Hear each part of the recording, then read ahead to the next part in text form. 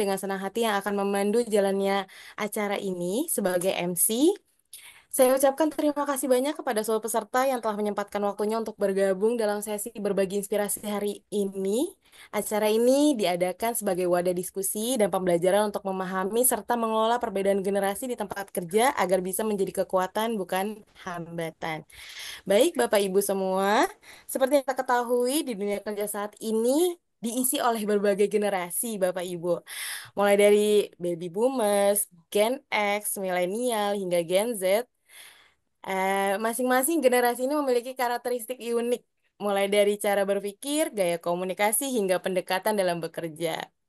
Kadang-kadang perbedaan ini bisa menjadi sebuah tantangan, bisa menjadi tantangan yang menghambat produktivitas dan kerjasama tim. Namun, jika dikelola dengan baik, keberagaman ini justru bisa menjadi modal besar untuk inovasi dan kolaborasi yang lebih baik. Baik, Bapak Ibu semua. Maka dari itu, pada sesi ngopi susu kali ini, Bapak Ibu, kita akan membahas bagaimana cara memahami, menjebatani, dan mengelola generation gap di dunia kerja ini agar tercipta lingkungan yang lebih inklusif dan harmonis. Baik, Bapak Ibu, sebelum mulai, kita buka bersama-sama kegiatan kita pada malam hari ini dengan membaca basmalah. Bismillahirrahmanirrahim. Semoga mendatangkan keberkahan untuk kita semua. Izin Bapak Ibu, di tengah-tengah kita semua sudah hadir pemateri kita pada malam hari ini juga. Ada Assalamualaikum Bapak Nana, Assalamualaikum Pak Fatah. Ya insya Allah nanti pemateri-pemateri ini akan dipandu oleh moderator kita, yang akan dimoderatori oleh Bapak Prastio. Assalamualaikum Pak Prastio, selaku marketing dari Waalaikumsalam. IMZ. Assalamualaikum Pak, sudah ready Pak Pras? Ada juga Mas Aid sudah Oh join iya juga betul. penanggap kita. Malam ini juga Ya, akan ada penanggap ya, penanggap nanti dari Mas Aid. Baik, Bapak Ibu semua, sepertinya sudah ready, Pak Pras. siap, Mbak Umay. Oke, baik. Saya persilahkan kelas ini, webinar malam ini kepada Pak Pras selaku moderator. Silakan Pak Pras. Oke. Assalamualaikum warahmatullahi wabarakatuh. Suara saya cukup jelas, Mbak Umay. Cukup cukup jelas, cukup terdengar dengan baik. Minta tolong teman-teman yang mungkin bocor bisa diamankan. Oke. Bismillahirrahmanirrahim. Asyhadu an la ilaha illallah wa asyhadu anna Muhammadar Rasulullah. Allahumma sholli ala Muhammad wa ala ali Muhammad. Robi sholli sodri wa yassirli amri wahlul 'uqdatam min lisani yafqahu qawli. Wassalatu wassalamu ala sofil anbiya wal mursalin wa ala alihi wa sahbihi ajmain amma ba'du. Puji syukur kehadirat Allah Subhanahu wa taala atas berkat rahmat dan hidayahnya kita bisa berkumpul ya di malam hari yang cukup hujan deras dan awet. Dan sholawat serta salam kita aturkan ke junjungan Nabi besar Muhammad SAW, keluarga beserta para sahabatnya. Selamat malam, ngopi susu, ngobrol inspirasi, suka-suka. Malam ini sudah dibuka oleh Mbak Umay, terima kasih. Kita akan membahas tentang mengelola generation gap di dunia kerja ya. Eh, saya ingin menyapa dulu Mas Fatah, Direktur IMZ dan praktisi SDM. Selamat malam, Mas. Malam, Mas Pras. Suaranya kurang keras ya, Mas? Baik. Sekarang sudah cukup? Oke. Mas Nana Sudiana, Direktur Akademisi. Assalamualaikum. Waalaikumsalam warahmatullahi wabarakatuh. Masuk Sudah Mas, di waktu stasiun, Mas? ini di Gambir ini Mas. Sama, Mas. Aku di WFC ini, Work from Cafe. Oh ya, Ya, belum belum di tengah-tengah juga masih belum belum tiba. oh ya. Oh, Assalamualaikum, Mas Ahmad Mujahid dari Oh, Salam Setara Foundation. waalaikumsalam Mas Pras. Sehat Mas Pras ya? Siap, siap, siap. Baik rekan-rekan, ngopi susu edisi kali ini cukup spesial ya. Tidak hanya IMZ, Insya Allah ini juga disupport oleh akademisi kemudian juga Easy, Inisiatif Zakat Indonesia. Di samping kanan dan kiri itu sudah ada Great Indonesia dan Edu Action. Nah, ini adalah klaster pendidikan dari Dompet Duafa. Dan tidak lupa ini juga disupport oleh Madaya Coffee seperti biasanya. Kita akan bagi-bagi beberapa voucher. Sama juga Indosat ya, dari Indosat juga mensupport diskusi kita hari ini. Baik, rekan-rekan, di diskusi kita malam hari ini, sebentar saya ngecas. Wait.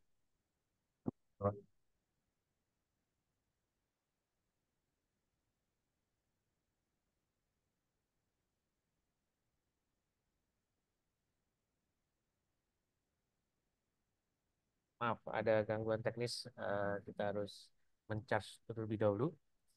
Baik, rekan-rekan, ini berawal dari beberapa artikel ya, beberapa berita ya, bagaimana Gen Z itu mendapat sorotan di dunia kerja. Beberapa HR dari perusahaan kemudian memberikan catatan-catatan penting ya.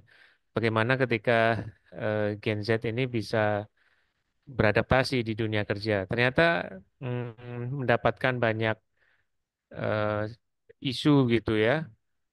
Beberapa perilaku generasi muda kita ketika masuk dunia kerja, mungkin juga sebagian eh, lulusan COVID gitu ya. Ya di masa-masa COVID mereka lulus dari perguruan tinggi, kemudian mungkin tahun-tahun ini itu dirasakan mereka masuk dunia kerja. Nah, em, untuk diskusi kita kali ini akan ada pemaparan dari Mas Nana Sudiana yang mengcapture bagaimana Gen Z di dunia filantropi ya. Sebagai pengamat juga praktisi yang membidani lembaga pelatihan ya, akademisi center ini juga punya beberapa catatan. Nanti setelah itu kita akan dengarkan paparan juga dari Mas Fatah ya, eh, bagaimana tip dan triks untuk menghadapi hal tersebut. Kemudian setelah itu kita akan mendapatkan tanggapan ya dari Kang Aid ya sebagai teman-teman dari sisi praktisi dan juga yang mungkin 99%-nya ya Kang Aid itu teman-teman generasi muda semua. Nah, Oke, saya berikan waktu dan kesempatan untuk Mas Nana terlebih dahulu untuk memaparkan eh, hasil pengamatannya begitu ya. Silakan Mas Nana. Oke, baik. Bismillahirrahmanirrahim. Waalaikumsalam warahmatullahi wabarakatuh. Waalaikumsalam warahmatullahi wabarakatuh. Suaranya masuk ya, Mas? Bisa ya? Masuk. Oke. Saya ngecas dulu. Dia tinggal sedikit. Dulu ya. Baik, terima kasih Mas Fas yang kita sama-sama hormati guru kita semua nih, Mas Fat dan Mas Aid ya. Jadi saya sebenarnya hanya pengamat dari jauh, bukan dunia yang apa namanya, bentar. Nggak, bukan praktisi SDM, tapi penikmat, Penikmat penikmat SDN. SDM. Saya mengamati, mencermati juga apa berproses ya bersama banyak orang dan juga banyak generasi yang ada selama ini. Saya izin share screen ya Mas Fas, Mas Fat, Silakan, Mas silakan. Aid. Iya. Jadi eh oke, kelihatan ya. Ini mudah-mudahan sih mendekati Gen Z ini gaya ya. Saya nggak tahu juga. Baik.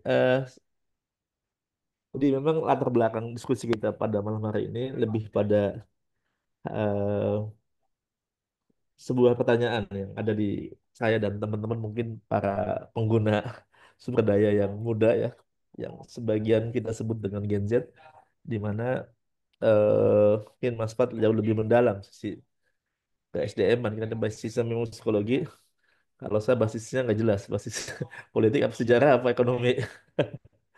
Nah, kita menemukan satu pertanyaan mendasar tentang eh, Gen Z ini seperti apakah wujudnya dan kemudian bagaimana di dunia kerja itu. Nah, karena saya basic eh, apa namanya dasarnya adalah di dunia filantropi, saya sudah mengalami banyak generasi dengan interaksi dengan banyak orang dari tahun 2000 ya. Jadi Amil sampai dengan hari ini bisa menikmati proses seperti apa generasi ke generasi, perpindahan demi perpindahan waktu yang ada dan kemudian bisa dinikmati seiring dengan pertumbuhan filantropi di Indonesia. Jadi barangkali ini saja nanti nggak banyak ya yang saya sampaikan, tapi Bapak Ibu nanti teman-teman sekalian kita bisa diskusi gitu. Nah, jadi ini lebih ke istilah, lebih ke istilah dan apa ya definisi masing-masing tahun demi tahun yang kita sebut dengan berbagai generasi.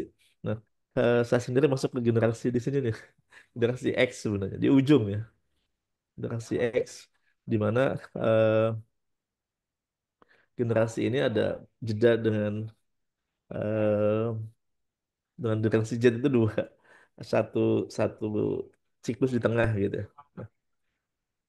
Nah, jadi pertanyaan tadi yang berpusat pada seperti apakah generasi Z, saya kira kita bisa lihat yang ingin kasih catatan di sini, saya lihat di sisi jumlah ya. Jumlahnya luar biasa, sangat besar. Nah, tinggal pertanyaannya apakah itu menjadi berkah atau menjadi musibah bagi dunia kerja dan juga bagi masyarakat secara umum. Karena faktanya, nah nanti kita lihat ya, beberapa fakta terakhir kan apa namanya membuat kita miris sebenarnya. Eh, nah ini muncul nih. Apakah generasi Z ini kemudian generasi yang dianggap kurang bekerja keras? Nah, ini yang saya kira penting untuk kita diskusikan malam hari ini. Benarkah seperti itu stigma ini muncul dan apa eh, apa namanya experience atau apa kemudian interaksi publik sehingga bisa memberi stigma seperti itu. Nah, eh, ini masih penjelasan tentang Gen Z. Nah,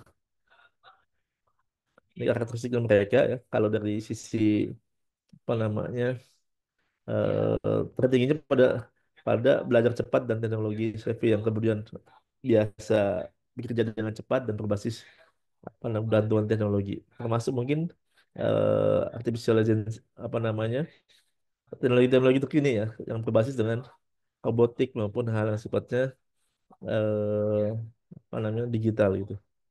Nah, ini yang kemudian kita bisa lihat bahwa Gen Z dianggap tadi kan ada stigma yang muncul di beberapa publikasi, beberapa cerita yang dipublik yang kemudian juga menjadi luas ya bahwa ini yang penting sebenarnya di dunia kerja. Ini yang ingin saya garis bawahi. Gen Z itu motivasi kerjanya gaji sama kenyamanan kerja.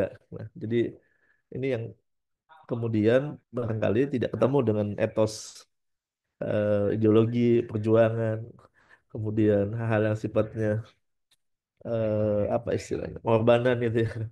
Karena di sisi ini petanya eh, ada beberapa hal yang berbeda secara secara habit dengan generasi X dan generasi milenial sebelumnya.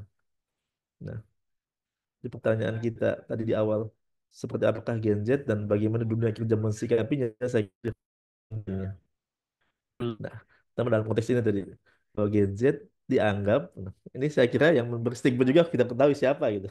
Apakah stigma itu muncul di generasi X, apa di generasi milenial, atau di generasi sebelumnya malah.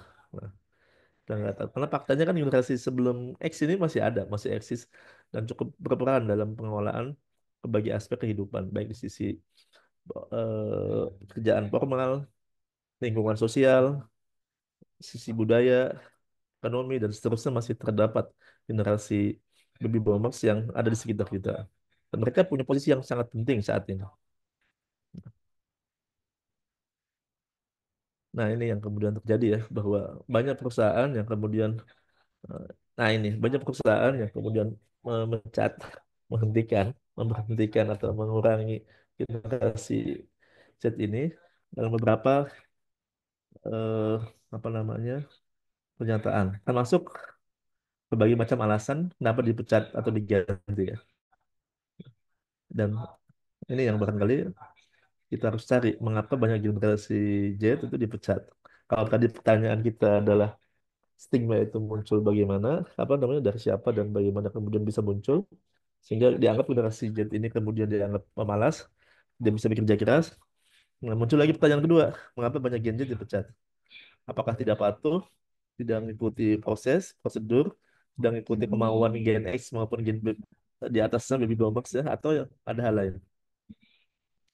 Nah, jadi mohon maaf kalau banyak pertanyaan yang kita harus diskusikan. Nah, jadi ini, sebenarnya Gen Z pemalas, anak-anak Gen Z saat ini mungkin yang hadir hari ini bisa menjawab. Apakah generasi yang X yang ngasih stigma itu kemudian salah sehingga seharusnya tidak seperti itu misalnya. Nah, di eh, di sini bisa kita lihat di beberapa data ya.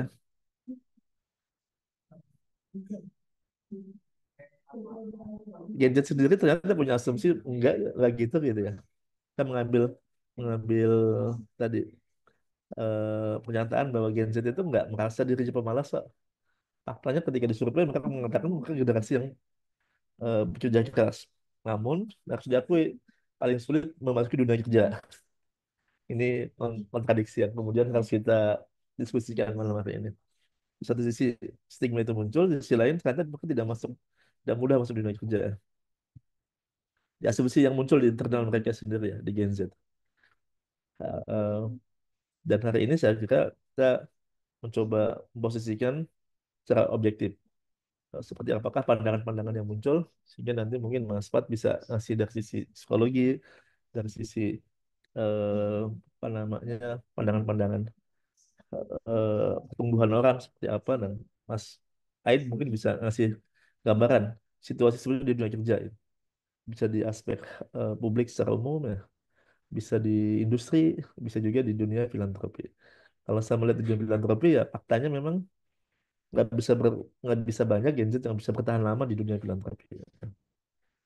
Jadi ini beberapa studi yang mengatakan bahwa Gen Z itu optimis ya terhadap kehidupan masa depan. Nah, jadi tapi ada masalah bahwa juga ada hambatan emosional. Cemasannya tinggi, 34%. Kurang motivasi dan rendah diri 17%. Kedua, nah ini, meskipun digital native, 70% Gen Z lebih suka menerima feedback atasan secara langsung. Nah, jadi sebenarnya mereka walaupun digital natives ya, tapi juga membutuhkan masukan atau kemudian eh, komunikasi secara langsung. Ini situasi-situasi yang ada di mereka ya. Tiga, nah, jadi Gen Z ini memang memasuki dunia yang sebenarnya kalau ini logis ya di semua generasi juga sama. Di banyak dari kita masuk dunia kerja tapi sebenarnya tidak relevan dengan latar belakang apa yang kita pelajari. Nah, ini yang penting sebenarnya di dalam konteks nanti di antara barangkali Mas Fat dan Mas Aid ya. Saya lebih menguasai di sektor ini sebenarnya ceritanya. Jadi Gen Z itu sekarang sudah mulai masuk ke aspek middle posisi di beberapa lembaga filantropi Islam, baik di level nasional, provinsi, maupun kabupaten kota. Bahkan beberapa sudah level eh, di atas gitu. Sudah hampir satu level lagi masuk ke pimpinan paling puncak di sebuah lembaga filantropi di Indonesia. Mereka peduli, baik hati, suka menabung, tidak sombong. Dan ini potensi mereka ini sangat besar jumlahnya saat ini. Dan sebagian besar di lembaga-lembaga zakat, komposisinya sekarang Gen X-nya itu tinggal mungkin 10-15%. Gen milenialnya sekitar 20-30%, dan Gen Z yang paling banyak. Asumsinya bisa sampai 45-50% itu Gen Z. Itu potensi ke depan yang akan menggantikan generasi X yang saat ini tinggal sedikit itu. Tinggal sedikit dan pada di puncak-puncak posisi di dunia filantropi. Nah, saya cerita sedikit dalam konteks ini ya. Di ketika Gen Z ini punya potensi apa namanya? Memberikan andil, dia akan menggantikan leader dunia filantropi yang ada di kita sebagiannya. Nah, saat yang sama ternyata konflik mereka dengan yang tua-tua ini masih kerap kali muncul dan dampaknya itu bahasa bahasa apa publik itu kuat-kuatan siapa sih lo gitu, gue kan pimpinan di sini, jadi banyak generasi Z bahkan yang milenial itu terlempar keluar dari dari track mereka di dunia filantropi gara-gara mereka dianggap tidak loyal, kemudian juga tidak bisa setia, tidak fokus gitu ya, dan banyak main-main gitu. Beberapa yang saya tahu persis, saya bisa melihat sendiri dan kemudian apa namanya melihat fenomena ini ya. Bisa langsung nanya juga orangnya, baik yang melakukan pemecatan maupun yang dipecat, saya sering tanya gitu. Kenapa? Nah, yang muda-muda ini bilang kayaknya saya nggak sesuai dengan pimpinan gitu. Nah, dia nggak mengatakan dia tidak punya potensi untuk di situ, tapi dia merasa ada mental block yang kemudian terjadi sehingga dia merasa ide-ide dia, kreativitas dia itu tidak diakui, tidak dihargai dan tidak dikasih ruang untuk dia berkembang. Dan fenomena itu saya tidak tahu seberapa kuat di lembaga-lembaga yang ada di seluruh Indonesia sehingga itu menjadi satu kesimpulan utama gitu ya. Karena belum ada yang meneliti memang seberapa pengaruh Gen Z itu di sebuah lembaga filantropi Islam di Indonesia. Seberapa banyak, seberapa kuat pengaruhnya dan seberapa besar dorongan untuk mereka memperbaiki situasi di dalam sebuah lembaga filantropi Islam di Indonesia. Jadi ini belum ada penelitiannya. Jadi saya kira kalau kita coba melihat lebih dalam bisa bisa dicoba itu meneliti tentang hal ini. Nah, pada dasarnya gadget ini potensial untuk menggantikan para pimpinan dan mereka jauh lebih lebih lebih cepat sebenarnya dengan kemampuan teknologi, kemampuan jejaring dan juga banyaknya jumlah mereka ini menjadi potensi di masa depan dunia filantropi Islam di Indonesia. Nah, saya kira ini PR bersama mengharmonisasi supaya Gen Z itu bisa tetap betah di dunia filantropi Islam di Indonesia. Saat yang sama, nah ini tugasnya kita semua nih, Gen X maupun baby boomers yang ada saat ini yang masih tersisa, bisa menerima kehadiran mereka dengan baik dan lebih damai gitu situasinya. Tidak konflik, tidak saling kuat-kuatan. Siapa sih lu, siapa gue, dan siapa posisi lu, siapa posisi gue gitu. Ada di mana posisinya gitu. Nah, saya kira itu secara umum ya kebutuhan mereka terhadap dunia filantropi juga dunia kerja sebenarnya sama, ingin dihargai, kemudian juga ingin punya apa istilahnya eh, reward terhadap proses yang mereka sudah lakukan dan seterusnya. Eh, saya kira itu ya. Dan ini refleksi sebenarnya saya, teman-teman seusia saya yang di X maupun sebagian ada di Baby Babak di yayasan-yayasan Islam, para pengelola filantropi Islam itu sudah saatnya mengurangi gap antara generasi dan membuka ruang yang lebih banyak ke mereka generasi Z ya. Saat yang sama, nah ini catatan untuk generasi Z-nya supaya bisa lebih sinkron dengan kebutuhan yang ada dan harus kemudian menyesuaikan diri dengan situasi ke depan itu.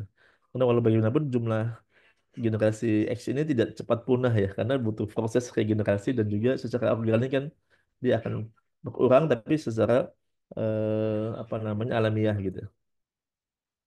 Saya kira itu Bapak Ibu sekalian eh, sedikit gambaran bagaimana kemudian Gen Z ada di kita semua di dunia filantropi dan bagaimana kemudian langkah-langkah mitigasi supaya tidak punah yang X itu seiring waktu dan kemudian menyisakan masalah. Tidak kemudian berdamai, mencoba menguatkan masalah yang ada secara bersama-sama. Saya kira itu, Mas Fas, Mas Fat, dan Iya, Mas Aid ya. Mudah-mudahan bisa menjawab kegelisahan kita semua, beberapa generasi yang belum ketemu rumusnya supaya bisa damai dan bersatu. Saya kira itu.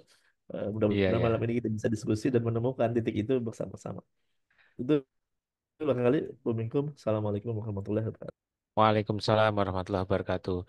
Makasih Mas Nana.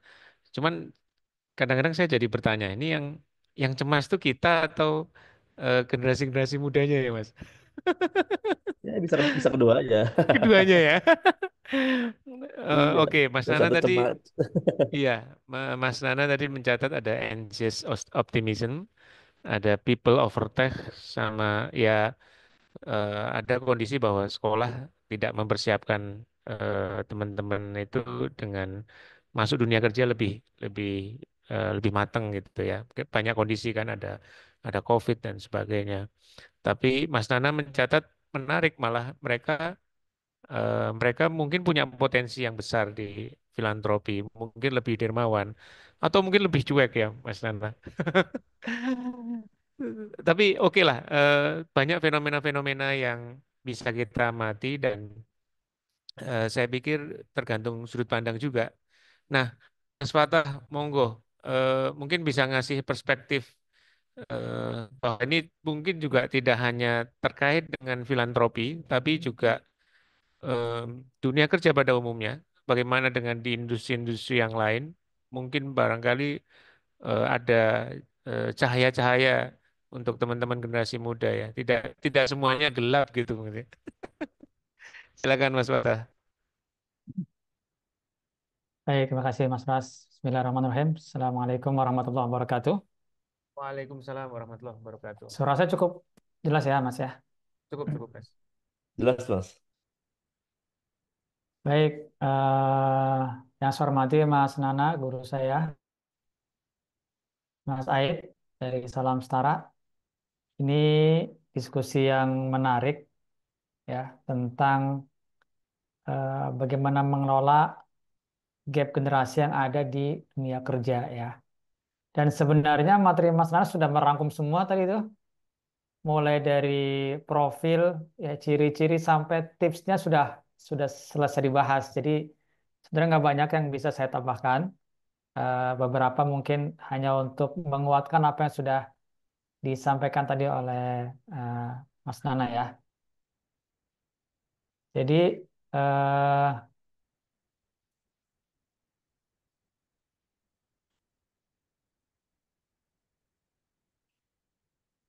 saya tidak fokus ke Gen Z, tapi secara umum adalah bagaimana kita mengelola tim yang lintas generasi.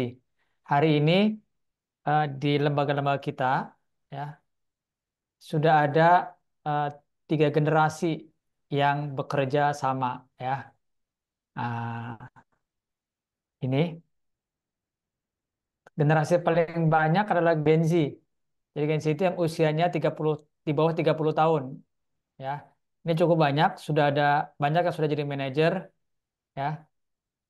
Di atasnya ada milenial usianya antara 30 sampai 45. Di atas lagi ada generasi X ya yang usianya antara 45 sampai 65 ya. Dan hari ini, saat ini, rata-rata di banyak lembaga, generasi paling senior ini generasi X. Baby boomer itu secara usia sudah usia pensiun. Karena baby boomers itu per tahun ini usianya sudah 60, 56 ke atas. Ya, 56 ke atas. Jadi sudah masuk usia pensiun. Eh, Mungkin beberapa masih ada ya yang di pengurus yayasan, yang senior-senior, dewan pembina, mungkin masih ada ya. Tapi secara umum, rata-rata organisasi hari ini yang paling senior adalah generasi X. Generasi yang paling muda, generasi Alpha, belum masuk dunia kerja karena usianya masih muda, masih usia sekolah ya. Dan 2025 sudah ada generasi baru nih Mas Nana, generasi Beta ya. Ya. Yang lahir mulai tahun 2025. Jadi ada generasi baru ini.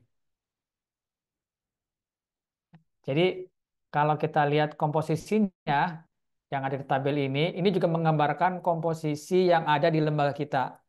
Mayoritas ya karyawan kita ambil untuk yang di last itu Gen Z ya sebagian besar. Ya. Jumlahnya cukup banyak 28% ya jumlah Gen Z. Kemudian milenial Gen Y ini jumlahnya 26%, Gen X tinggal 22%. Nah, itu secara komposisi di lembaga. Jadi kalau kita hitung sebenarnya hari ini di organisasi kita itu rata-rata anak-anak muda, anak-anak Gen Z dan milenial. Ya. Gen X sudah makin berkurang dan tiap tahun akan selalu berkurang ini.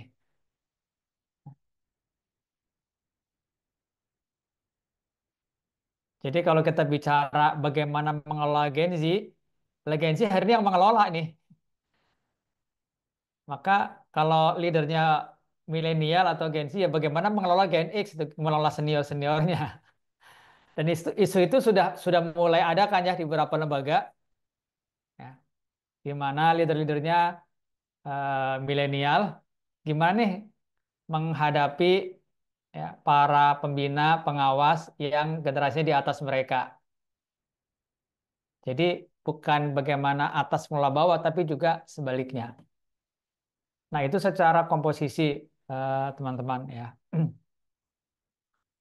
Eh, saya tidak lagi mengulang apa yang disampaikan Mas Nana tadi tentang ciri-ciri dan sebagainya, tapi kita langsung fokus bagaimana kita mengelola lembaga dengan eh, multi generasi nih, generasi yang berbeda-beda, bagaimana bisa membuat organisasi kita bisa tetap produktif ya untuk mencapai tujuan yang ditetapkan bersama-sama di organisasi.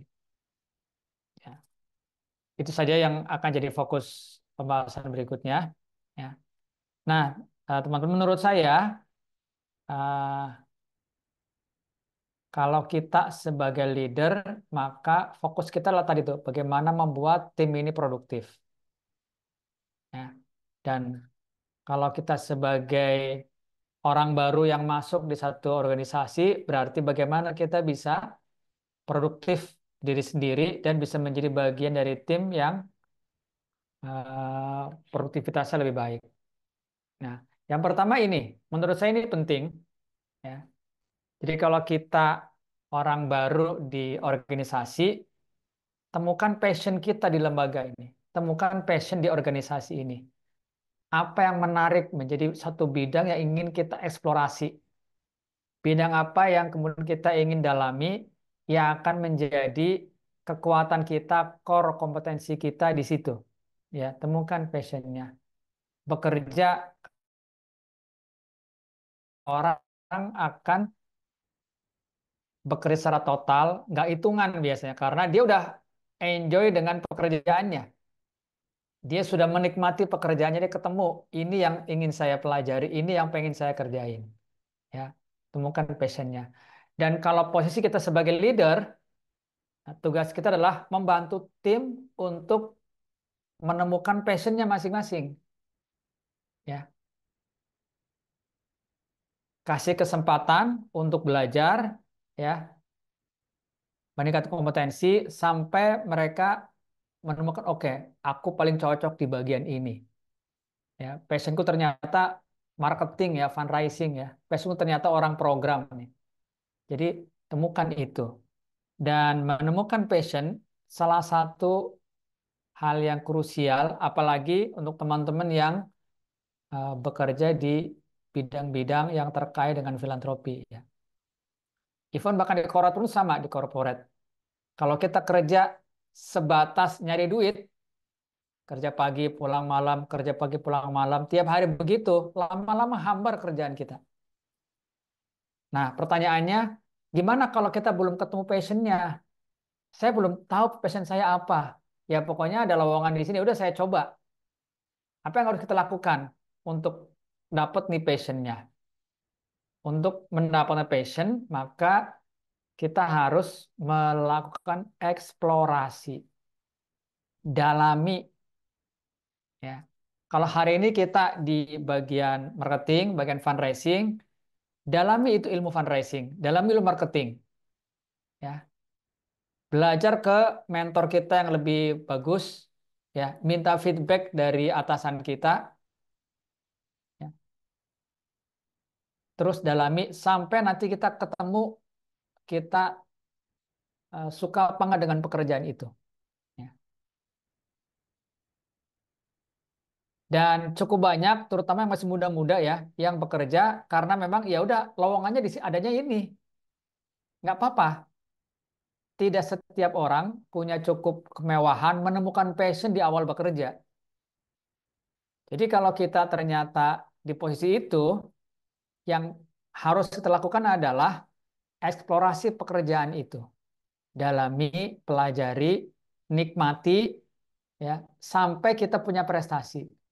Karena passion itu adalah hobi yang sampai membuat kita suka mengerjakan dan sudah jadi prestasi. Kalau belum jadi prestasi, belum passion namanya. Baru minat. Jadi passion adalah minat yang berwujud menjadi prestasi. Kalau kita sudah punya prestasi di bidang kita hari ini, dan kita enjoy, maka itulah passionnya. Ya. Jadi itu hal pertama yang bisa kita lakukan, baik sebagai pribadi maupun sebagai leader dalam organisasi. Yang kedua adalah menemukan mission kita bekerja. Ya. Alasan kenapa kita terjun di dunia kerja kita hari ini. Apalagi teman-teman yang hari ini menjadi amil, bergerak di dunia pemberdayaan, bergerak di dunia filantropi, ya. Tanpa mission, ya kita hanya sekedar robot aja menjadi kerja biasa, ya. Jadi temukan mission, alasan kenapa saya terjun ke bidang ini. Ya. Nah, mission akan membuat kita melakukan sesuatu bukan hanya sekedar karena kita suka, bukan hanya sekedar karena kita menguasai bidang itu, tapi ada panggilan yang jauh lebih tinggi. Ya, biasanya mission yang paling kuat adalah mission yang sudah punya value spiritual. Dan yang kedua, mission yang terkait dengan kebutuhan masyarakat banyak. Missionnya misalnya eh, meningkatkan kesejahteraan ekonomi masyarakat di pedalaman misalnya. Itu missionnya. Mission yang sudah terkait dengan spiritual atau terkait dengan kepentingan orang banyak. Itu mission yang paling kuat. Ya. Di bawahnya ada mission yang terkait lebih ke keluarga. Ya. Mission terkait dengan hal-hal yang sifatnya lebih keluarga. Nah, teman-teman, kita bisa bergabung dengan lembaga karena punya passion di bidang itu atau karena merasa punya mission yang sama dengan lembaga. Ya. Jadi orang bergabung, misalnya Mas Aid gabung dengan Salam Setara, bisa karena passion, bisa karena mission. Pertemuan kita dengan lembaga kita bisa karena passion kita di situ ada, tersalurkan, atau mission kita ketemu dengan missionnya lembaga. Ya. Nah, jadi dua pintu itu. Nah, pintu manapun alasan kita masuk, gak ada masalah. Kalau kita masuk karena passionnya, karena aku orang IT, kebetulan ini lowongannya lowongan IT, ya udahlah. Meskipun kita mungkin secara mission belum belum nemuin, tapi passionnya dapat di situ. Ada juga yang karena missionnya. Saya waktu kuliah ini dibiayai oleh lembaga zakat. Saya pengen nanti kalau udah lulus kerja di lembaga zakat juga. Pengen bantu orang duafa. Kesamaan mission. Meskipun passionnya mungkin belum belum dapat saluran. Tapi kalau kita masuk di antara dua alasan itu, maka sisanya nanti akan kita cari ya bersama lembaga pada saat kita bergabung dengan organisasi kita. Ya. Nah, kalau kita sebagai leader posisinya, maka tugas kita adalah membantu setiap tim untuk menemukan mission pribadinya yang harusnya selaras ya seiring dengan missionnya organisasi. Ya. masuk ke industri kesehatan, perusahaan obat misalnya nih. Ya. Kalau alasannya sekedar uang, itu biasanya gampang gampang apa ya, bosen. Ya. Kalau ketemu passionnya lebih bagus. Tapi kalau ketemu missionnya, wah itu akan lebih kuat dan jangka panjang. Jadi sebagai leader bantu tim dengan cara apa? Satu, dengan cara sering men-sharing, ya, berbagi tentang missionnya lembaga, missionnya organisasi. Dengan harapan semoga ada mission organisasi yang kemudian nyambung dengan dorongan hati dari tim dan nanti connect dan ketemu mission pribadinya. Ya. Yang kedua, sering ajak ngobrol ya dengan tim untuk menggali missionnya, menguatkannya sehingga tiap orang kemudian ketemu missionnya masing-masing. Nah, itu yang kedua. Yang ketiga, ya, di dalam organisasi di mana lintas generasi bertemu, maka harus punya impian bersama. Ini akan lebih mudah kalau missionnya sudah ketemu nih, antara mission pribadi dengan mission organisasi. Menemukan impian bersama yang itu diwujudkan dalam bentuk apa? Dalam bentuk misalnya rencana strategis organisasi, ya, kemudian target-target lembaga, ya.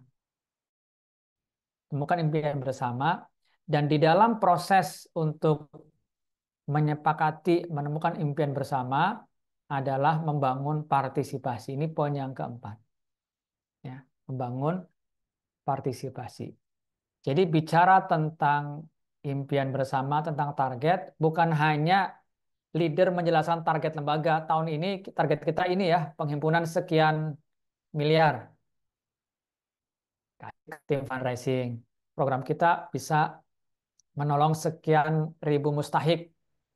Ya, bukan hanya top down dari atas ke bawah, tapi bangun partisipasi. Jadikan itu sebagai kesepakatan bersama dan itu sebagai impian bersama. Partisipasi hanya akan muncul kalau ada penghargaan atas ide. Ya, saya ulang, partisipasi hanya akan muncul kalau semua ide dihargai. Tidak ada ide yang dimatikan, yang dicela, ya.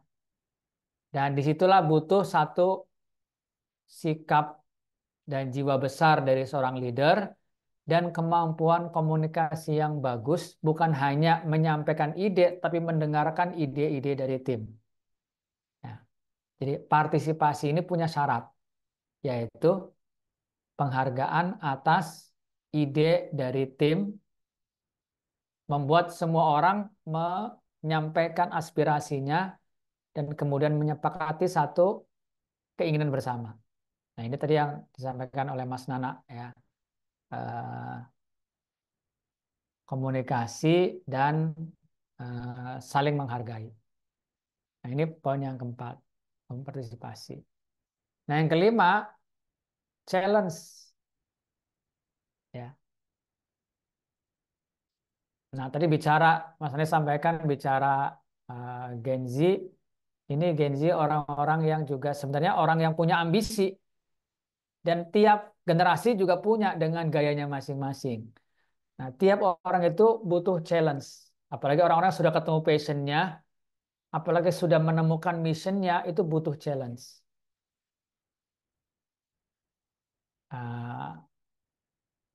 Rata-rata orang-orang yang berprestasi itu lebih suka di challenge, ya, daripada diberikan kenyamanan.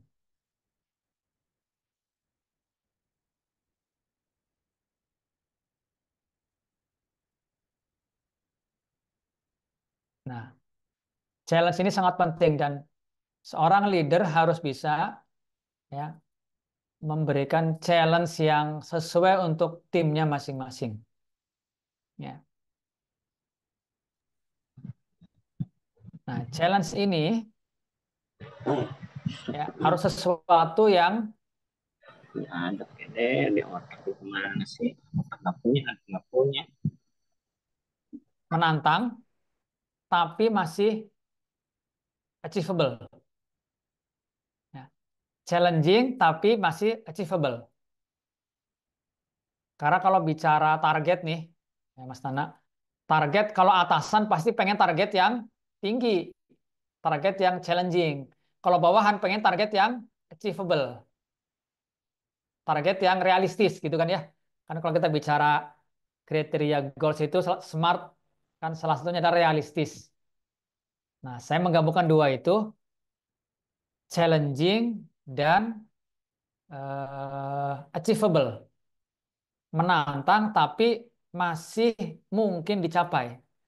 Kalau challenging tapi nggak achievable, orang juga frustasi. Achievable tapi nggak menantang, orang-orang yang high achiever juga nggak menarik. Wah, ini mah udah biasa. Ya. Jadi disitulah dibutuhkan kepekaan leader untuk bisa menakar kira-kira seberapa besar challenge yang dikasih ke si A, ke si B, si C. Challenge apa yang mau dikasih. Ya. Pastikan bahwa ketika challenge itu tercapai, tim ini akan puas dengan prestasinya. Kalau tercapai nggak puas, nggak happy, berarti itu belum challenging. Nah, yang keenam adalah membangun budaya saling belajar. Tadi Mas Ana udah sampaikan, tiap generasi itu ada plus minusnya. Bicara soal skill, Gen Z generasi yang cukup dalam penguasaan terhadap teknologi, tadi kan teknologi savvy. Jadi bicara untuk nyari informasi, bicara teknologi, bicara nyari data, itu Gen Z jago. Kita bicara tentang kematangan pengambilan keputusan, ya, bicara tentang uh, strategi, itu Gen X lebih matang. Nah, kalau kita termasuk Gen X, ya, berikan kesempatan Gen Z untuk berpartisipasi, membuktikan dirinya dengan cara memberikan tugas-tugas, challenge yang memang itu jadi keunggulannya dia. Jadi dulu kalau kita sekolah kan ada guru yang enak ngajar, ada guru yang killer. Guru killer yang ngasih tugas yang nggak bisa diselesaikan oleh murid-muridnya. Tapi guru yang partisipatif, guru yang bisa ngasih tugas tugas yang murid-muridnya pasti bisa dan bangga kalau akhirnya bisa ngerjain. Nah, dibutuhkan leader yang kategori begitu, yang bisa membagi tugas di mana setiap tim itu bisa mengeluarkan keunggulannya dia. Itu kalau kita sebagai senior. Kalau kita sebagai junior, kita Gen Z, ya, tahu bahwa senior kita ini yang gen milenial, yang kekuatan mereka apa? Kekuatan mereka adalah di strategi.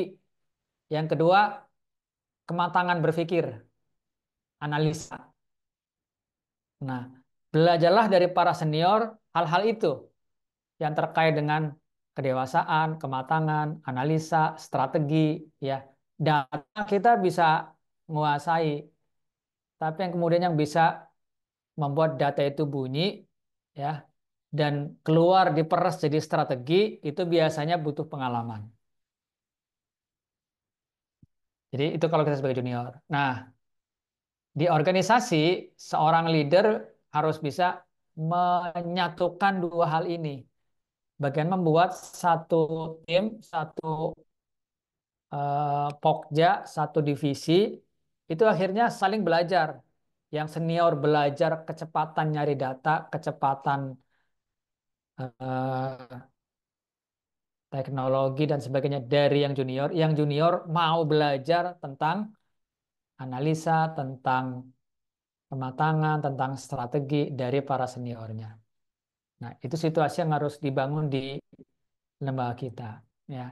Dan terakhir adalah membangun teamwork. Ujungnya di sini, membangun teamwork. Ya. Bagaimana setiap orang akhirnya berkontribusi dalam tim sesuai dengan kapasitas masing-masing dan menjadikan tujuan bersama sebagai sesuatu yang juga diinginkan oleh semua anggotanya. Nah, buatlah program-program yang bisa membangun teamwork, ya. Bukan hanya sebatas pelatihan atau team building, ya. Tapi membangun teamwork terbaik adalah dalam proyek-proyek, dalam tugas-tugas lapangan. Jadi misalnya Ramadan. Ramadan ini sebenarnya kesempatan bukan hanya untuk achieve target penghimpunan atau program, tapi juga kesempatan untuk membangun teamwork. Ya. Nah, itulah 7 hal yang bisa kita lakukan sebagai leader maupun sebagai anggota tim di tengah organisasi hari ini yang berisi berbagai generasi, ya. Paling tidak 3 generasi lah. Gen X, Y, dan Z.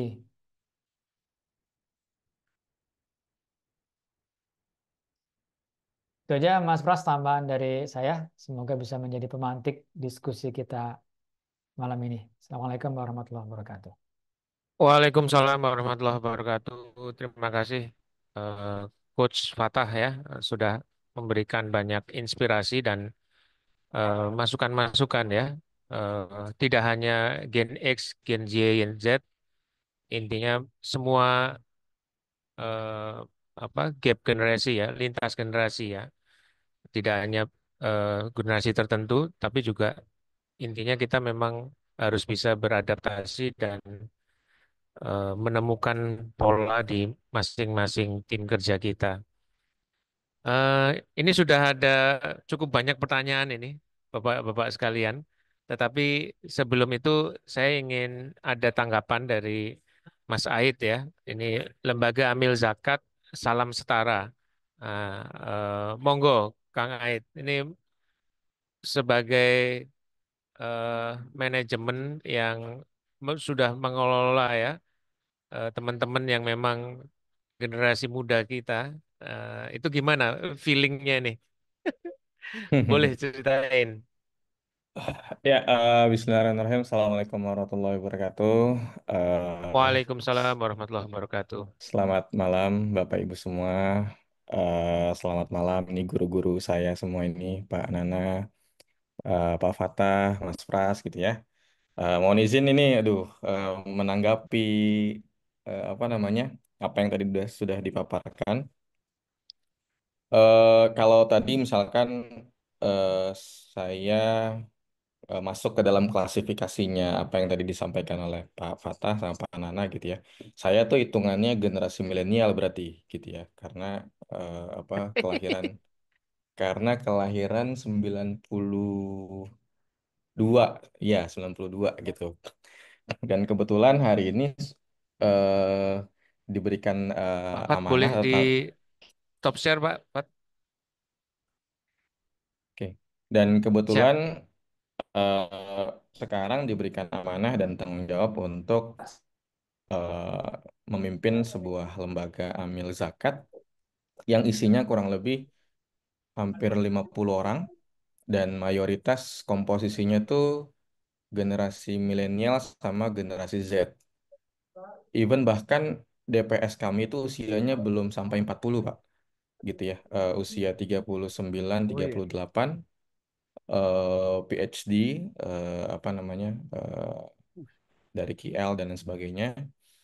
Paling yang apa namanya mungkin generasi X ya sebutannya tadi ya, generasi X dan baby boomers ya pembina-pembina kita gitu.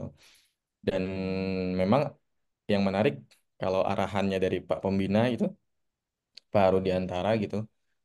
Mas Said kalau bisa timnya jangan ada yang lebih dari 40 ya. Nah, berarti saya juga dibatasin tuh, Pak. Kalau bisa saya udah masuk 40, berarti saya diminta buat untuk segera apa move gitu ya. Gitu.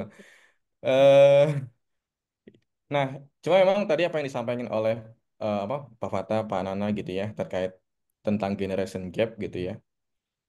Eh, fakta yang tidak bisa dibantah mungkin ketika saya jadi sebagai generasi milenial yang hari ini notabene juga banyak teman-teman Gen Z yang apa bekerja bersama dengan kami gitu ya. Fakta yang nggak bisa dibantah memang mereka itu punya kecenderungan untuk apa yang orang bilang sebagai generasi rebahan gitu ya, generasi rebahan, generasi yang memang pola pola kerjanya itu santai gitu ya, pola kerjanya itu santai. Berbeda dengan mungkin kami gitu ya, Bapak Ibu semua yang apa dulu mungkin di kampus dapat dapat di ibaratnya di gojlok gitu kan, terus kemudian kerja juga merasakan apa namanya ibaratnya punya untuk eh, kerja lebih keras gitu ya. Tapi kalau teman-teman Gen Z ini kalau bisa kerjanya santai dan kerjanya simple, mereka lebih memilih itu gitu ya. Itu fakta yang nggak bisa dibantah. Dan kemudian tapi benar juga tadi ngomongin soal pengelolaan teknologi, informasi, digital native itu sangat-sangat benar gitu ya. Makanya kalau misalkan hari ini eh, bermunculan banyak konten creator gitu kan atau beberapa lembaga-lembaga yang fokus di konten gitu ya. Itu mayoritas kebanyakan pasti yang memegang akun sosial medianya tuh anak-anak Gen Z gitu. Karena mereka yang hari ini memahami cara kerja algoritma sosial media dan seterusnya. Eh, nah ini sebagai gambaran gitu ya.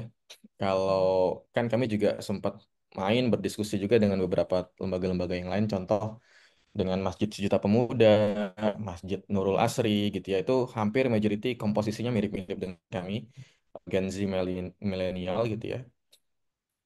Eh cuma yang menarik ada lesson learn yang kita bisa pelajari dari Masjid Nurul Asri yang ada di Enderesan di Jogja gitu ya. Eh mereka itu apa mengelola masjid yang notabene masjidnya masjid udah berdiri cukup lama di sebuah kompleks. Kemudian mereka mungkin pada tahun 2000 berapa ya, sekitar 2019-18 itu mereka datang sebagai relawan masjid ke sana dan kemudian mereka berkegiatan lah di masjid tersebut. Kemudian berkumpul-berkumpul, kemudian diberikan tanggung jawab untuk mengelola masjid. Nah, kami juga apa namanya ngobrol, Mas ini gimana Mas pembagian perannya? Biasanya kan kalau masjid tuh lumayan agak ini ya kompleks gitu ya pengorganisasian apa namanya SDM-nya gitu. Apa nah mereka bilang kalau misalkan kami emang bagi peran Mas Said gitu ya berbagi peran. Nah kami nih yang muda-muda itu fokus ngurusin digitalnya Mas gitu. Jadi kita tidak yang notabene jadi menguasai the whole masjid, semua urusannya itu dikelola sama anak muda enggak Mas. Jadi yang digital sosial media, terus kemudian fundraising yang basisnya online lewat sosial media gitu ya, itu yang ngurus mereka. Pun output programnya itu yang ngurus mereka. Nah, tapi kalau udah masuk ke dalam agenda di dalam masjid, itu kotak amal gitu ya, terus segala macam itu yang ngelola pengurus-pengurus DKM-nya gitu ya. Jadi apa begitu cara cara oh ini yang bikin apa namanya terjadi kerjasama yang cukup sustain sampai dengan hari ini gitu. Jadi yang saya bisa tangkap apa ketika ada di generation gap tadi apa mereka berusaha memilih untuk berbagi peran mana peran yang bisa dikerjakan oleh tadi let's say katakanlah generasi Y atau milenial dengan generasi Z gitu ya dengan apa yang bisa dikerjakan oleh generasi di atasnya gitu. Dan ketika itu bisa dikomunikasikan dan berjalan dengan baik, itu akan bisa bisa kok gitu bekerja beriringan bersama-sama gitu. Itu sih. Dan eh ya mereka juga tidak mau. Jadi saya juga nanya ke beberapa tim saya yang zat-zat ini gitu ya. Kamu mau kerja sampai kapan? Wah, kalau bisa kerja nggak usah lama-lama deh, Kak gitu ya. Kalau aku maunya pensiun dini gitu ya. Kalau bisa umur sebelum sebelum umur 40 mereka mau pensiun gitu. Kamu mau ngapain? Ya mau santai-santai aja gitu. eh Wah, ini mereka ini belum ngerasain yang namanya hidup beneran kali ya. Tapi kurang lebih respon-responnya sangat sangat natural, natural responnya mereka tuh kayak gitu gitu. Jadi cuma kan memang tadi benar kadang tuh eh, kita sebagai generasi yang lebih di atasnya tuh kadang suka naif gitu ya bahwa semua orang atau adik-adik kita nih bisa kita ajak untuk apa namanya seperti kita gitu kan. Tapi bisa jadi sebenarnya mereka tuh punya caranya sendiri untuk bisa bisa bertumbuh dan juga memberikan dampak lah. Contoh aja deh, misalkan hari ini saya pun yang katakanlah generasi milenial gitu ya. Hari ini saya aja gagap nih, Bapak Ibu gitu ya, tentang TikTok misalkan. Saya saya menyadari kalau misalkan kayaknya ini dulu sama kayak eh, saya waktu itu katakanlah ngecengin orang tua gitu ya. Saya gitu ya, yang nggak punya akun Facebook atau Instagram dan lain sebagainya gitu ya. Tapi hari ini mungkin mereka juga yang ngecengin saya gitu, yang nggak terlalu familiar dengan TikTok segala macam, bla bla bla gitu ya. Jadi mereka sangat sangat native, sangat tahu bagaimana cara apa namanya dunia digital itu bekerja gitu. Makanya mereka tuh cuma perlu di stimulus gitu ya. Nah, stimulus ini kadang memang serba apa tricky ya. Ada yang memang stimulusnya tuh berbasis dengan reward, insentif dan lain sebagainya gitu ya. Karena mereka kebutuhannya berbeda sama kita. Mereka kebutuhannya tuh healing gitu kan, nonton konser gitu kan, punya uang sedikit nonton konser, punya uang sedikit jalan-jalan ke Singapura gitu kan, ke Malaysia gitu ya. Eh, atau punya uang sedikit jalan-jalan ke Bali gitu ya. Jadi eh, itu yang mereka mereka lakukan gitu. Jadi ketika ngomongin tren ya pasti mereka cukup lebih paham tren-tren terkini itu seperti apa gitu. Jadi kurang lebih kayak gitu sih, Mas Pras. Dan kalau saya hari ini mensiasatinya, tadi kurang lebih apa yang disampaikan Pak Nana dan Pak Fatah gitu ya. Benar sekali, apalagi kalau konteksnya jelas kan, kadang tuh gimana ya cara mempertemukan antara value, ideologi gitu ya dengan apa istilahnya tuh konteks kekiniannya mereka gitu ya. Makanya saya sering melakukan yang namanya one on one, ibaratnya sesi one on one gitu ya dengan mereka gitu ya satu-satu tim. eh, saya libatkan katakanlah dalam 1 bulan atau 3 bulan sekali mereka ada sesi ngobrol satu-satu dengan saya. Dan pertanyaan yang saya sering lemparkan ke mereka.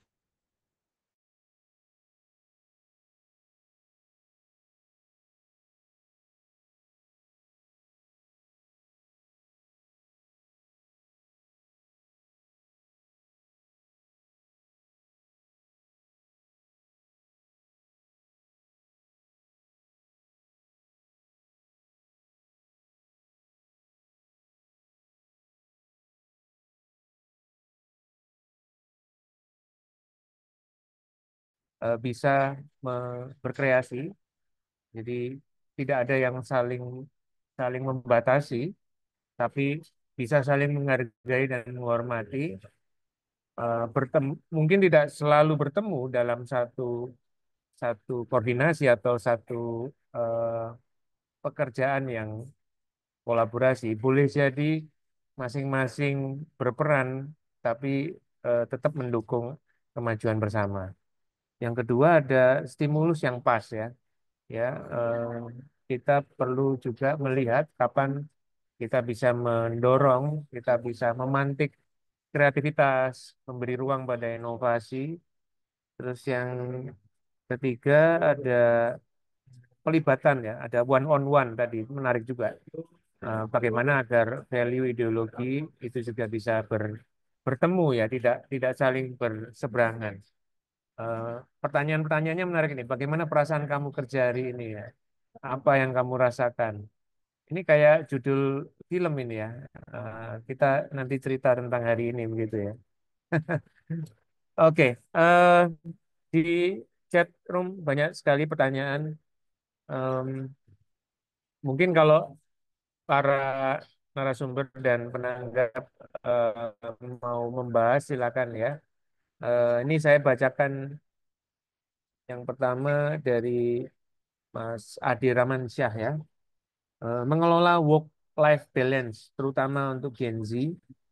Kemudian budaya kerja apa yang pas ya, yang bisa menjadi jembatan generation gap, sama menyiapkan kader pemimpin ya untuk mengisi zaman dan pola kolaborasi setiap generasi.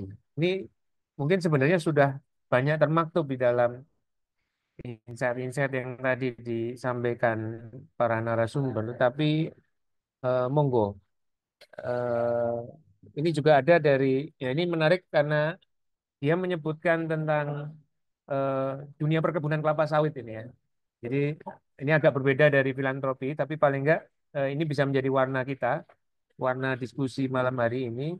Tidak hanya tentang filantropi, tapi juga mungkin ada warna di industri yang lain ya. Secara job pekerjaan di perkebunan menuntut seorang leader banyak turun ke lapangan. Sementara salah satu karakter Gen Z cenderung lebih menggunakan teknologi. Mohon tip dan trik dalam proses mendidik Gen Z ini. Ini siapa dulu nih, Mas Fat atau Mas Nana? Mas Fat boleh, boleh, Mas nggak apa-apa. Mas Fat dulu, monggo Mas. Iya, silakan Mas Fat. Siap. Baik, soal work and life balance ya. Iya, work life Ah, balance sama perkebunan kelapa sawit Mas. ya, work and life balance ini adalah kebutuhan kita semua. Ya, kita pasti ya di generasi manapun begitu udah mulai suntuk kerja, pengen santai sedikit, pengen kita bisa rileks, ya kemudian melakukan aktivitas-aktivitas yang menurut kita bisa membuat kita lebih rileks, entah itu olahraga, jalan-jalan gitu ya. Nah, Gen Z juga sama. Apalagi Gen Z ini eh, generasi yang sangat peduli dengan kesehatan mentalnya mereka. Ya, Hmm. ya. Khawatir kalau merasa mentalnya nggak sehat gitu ya. Kalau ngerasa hidupnya kok Mm-mm. gue jadi begini sih gitu. Jadi kebutuhan mereka eh, sama, tetapi perasaan bahwa kekhawatiran hidupnya nggak imbang, nggak sehat itu cukup besar. Sehingga lembaga, organisasi juga perlu ya punya program-program yang menyeimbangkan antara kesibukan dalam tugas-tugas pekerjaan dengan aktivitas lain di luar itu. Ya, misalnya aktivitas olahraga itu aktivitas sangat bagus untuk menyeimbangkan kehidupan. Jadi buatlah program-program ya supaya memberi kesempatan tim untuk bisa olahraga. Yang kedua, program eh, yang terkait dengan keluarga. Ya, Eh, saya lagi banyak diskusi dengan teman menggodok program yang namanya eh, Corporate Family Responsibility. Kalau selama ini Mantap. kita mengenal CSR, Corporate Social Responsibility, ini Corporate Family Responsibility, di mana ya organisasi corporate ini punya program untuk keluarga-keluarga karyawannya. Kalau dengan masyarakat sekitar aja kita bikin program dengan CSR, apalagi untuk keluarga-keluarga karyawan, itu efek produktivitasnya jauh lebih dekat, lebih terasa. Ya. Nah, Impact, karena begitu, impactnya karena ya. iya, kalau di karyawan kita sedang punya masalah dengan keluarganya, ya, itu langsung terasa di produktivitas kerjaannya. Anaknya sakit gitu, ya. itu langsung terganggu tuh kerjaannya. Jadi sering izin, jadi sering ini, gitu ya. Atau punya masalah dengan orang tuanya, dengan pasangannya. Itu produktivitas di pekerjaan langsung terasa. Jadi eh, kalau kita punya program-program seperti itu untuk memberikan kesempatan karyawan punya waktu dengan keluarga, itu akan membantu. Ya, jadi terkait olahraga, yang kedua dengan olahraga, apa dengan keluarga dan aktivitas-aktivitas yang eh, hiburan, ya. Apalagi Gen Z ya, kan dunia dunia hiburan nih, semua ada di gadget gitu. Nah, teman-teman di filantropi sebenarnya punya kemewahan ini, ya, terutama teman-teman program, ya. Tugasnya misalnya bikin program pemberdayaan di daerah 3T. Sebenarnya selain kerja, dia juga bisa dijadikan itu sebagai kesempatan untuk jalan-jalan itu, ya. Nah, jadi membuat program-program yang bisa membuat aktivitas tim kita itu seimbang antara bekerja dengan olahraga, dengan kesehatan, ya, itu perlu diperbanyak. Ya. Beberapa, Mas Fat, ya, yang terkait mendidik Gen Z dalam apa, kan kecenderungannya jarang turun lapang tuh. hmm,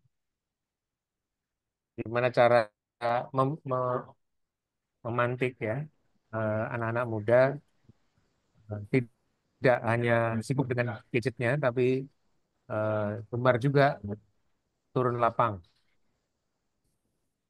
oh ini seperti terkait di dengan lahan pertanyaan sawit ya. berikutnya ya, yang tadi di Iya, perkebunan ya. iya Mas. Ya.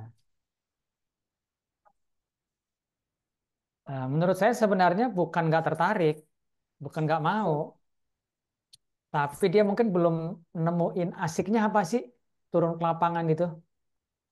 Iya, iya. Mungkin agak berbeda dengan teman-teman di filantropi ya. Kalau di filantropi senang tuh kalau ditugasin keluar kota, tugasin.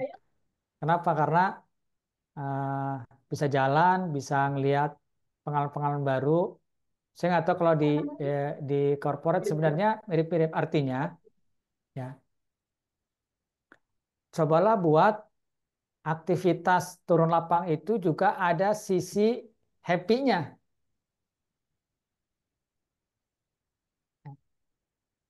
Memberi kesempatan untuk bisa jalan-jalan itu ada hiburan. Jadi nggak semuanya tugas gitu. Kalau turun lapang semuanya serius terus, nggak menarik juga buat teman-teman Gen Z. Ya. Jadi harus ada Iya. sisi manusiawinya, kebutuhan sosial, kebutuhan mental yang juga tersalurkan dengan turun lapang tadi, gitu ya. Misalnya ada eh, beberapa yang memberikan kebijakan buat tim yang ditugaskan misalnya ke luar kota lebih dari 5 hari, diberikan tambahan boleh menginap maksimal 2 hari tambahan ya di luar kota dengan di cover oleh Sip. company misalnya, ya. Asik. Atau eh, reward-reward yang jadi reward untuk ini ya, untuk prestasi, jangan hanya sebatas reward yang sifatnya cash basis, uang, dapat bonus bentuknya uang. Nggak semua harus uang gitu, bisa dikonversi menjadi benefit-benefit yang lebih menarik. Misalnya tadi ya, yang penjualannya paling banyak tiap bulan, 1 bulan bulan ini, hadiahnya bukan uang, tapi voucher nginep gratis di hotel bersama keluarga selama 3 hari misalnya. Wis, sip. di cover sama company. Nilainya nggak gede dibandingin bonus yang si pakai uang, ya. Ya anggaplah semalam 500.000 di hotel. Kalau 3 hari kan 2 malam, cuma 1 juta keluarin duit. Kalau bonus bis cash lebih tinggi biasanya, ya. Apalagi teman-teman yang di sales, ya. Jualan mobil, bonus satu mobilnya bisa 3 juta, 5 juta, ya. Jadi nilainya bahkan lebih kecil, tapi efek secara tadi kita bicara mental health, ya, itu lebih berasa dibandingkan dengan yang sifatnya cash. Kalau cash paling pakai buat apa? Makan-makan sama teman. Mungkin ada yang makan sama keluarga, tapi kebanyakan ya pulang kantor makan sama teman satu ruangan gitu, buat traktir, selesai habis gitu. Jadi coba di-create bentuk-bentuk reward, bentuk-bentuk penghargaan yang sekaligus juga bisa meningkatkan eh, work and life balance tadi, ya, sehingga orang juga eh, melihat ada daya tarik lain selain daya tarik berupa uang yang dia dapat setelah bekerja gitu. Siap, Mas Fatah. Eh, lanjut ke Mas Nana. Monggo, Mas. Baik, saya udah kejam semua sama Mas Pat ya. Apa Mas Pras yang kayak kita Atau belum? next question nih. Ini Boleh, ada silakan. apa? Apa yang akan terjadi jika Gen Z mengandalkan fleksibilitas tanpa mempersiapkan goals jangka panjang dan apa? Ada konsep hybrid working, remote work, gitu ya. Jadi sebenarnya Nah, eh, gimana, setiap Mas? setiap masa itu kan ada situasinya. Jadi Ya, nggak bisa Gen X misalnya dihadapkan di situasi saat ini di mana Gen Z itu ada di masa ini gitu. Jadi kan dalam bahasa kepemimpinan itu kan begitu. Ada pemimpin itu akan sesuai dengan masanya masing-masing. Nah, dan yang paling tepat itu bukan bukan yang paling bagus di zaman itu, tapi yang paling sesuai dengan orang-orang di situ gitu. Nah, saya kira dalam konteks generasi juga sama gitu. Ibaratnya itu ikan dan air, maka mungkin saat ini yang paling tepat ya dunia di mana Gen Z berada gitu. Nah, sehingga tadi yang Mas Pat sampaikan beberapa situasi itu ya saya kira relevan ya bahwa ketika teknologi itu berkembang dengan cepat, kemudian perubahan situasi ekonomi, sosial, politik juga cepat, generasi X ini kelibungan menyesuaikan diri ya. Dia akan Mhm. banyak kehilangan waktu, juga kehilangan kemampuan adaptasi yang cepat gitu. Dan generasi yang cocok ya mungkin milenial sama Gen Z ya, di mana mereka kemudian tidak terlalu mendalam memahami situasi yang ada, namun bisa dengan cepat berpindah-pindah dalam berbagai macam situasi sosial. Makanya kecemasan tadi yang misalnya dengan menyeimbangkan bahwa mereka sangat perhatian terhadap situasi kesehatan mental itu penting karena situasinya juga berubah dengan cepat. Karena informasi yang diterima Gen X dulu kan tidak sederas situasi saat ini gitu ya. Dimana sangat cepat sekali dan sangat banyak jumlahnya. Ada ribuan mungkin bahkan jutaan artikel, cerita maupun informasi yang masuk ke gadget yang itu setiap detik itu bertambah gitu. Bukan lagi hitungan jam atau hari. Nah, itu Mas Pras secara fenomena umum bahwa saya kira masing-masing zaman itu ada pengisinya. Dulu ada dinosaurus yang ketika dunia masih sepi, yang besar-besar yang hidup gitu. Karena memang masih sepi. Begitu kemudian semakin padat orang semakin kecil lah orang-orang saat ini. Kan orang berkata zaman dulu manusia bisa sampai 20 meter tingginya. Kuburannya juga sangat panjang gitu kan. Karena memang waktu itu dunia masih sedikit mungkin. Nah, begitu pula kita gitu. Di generasi X ini lama-lama punah itu.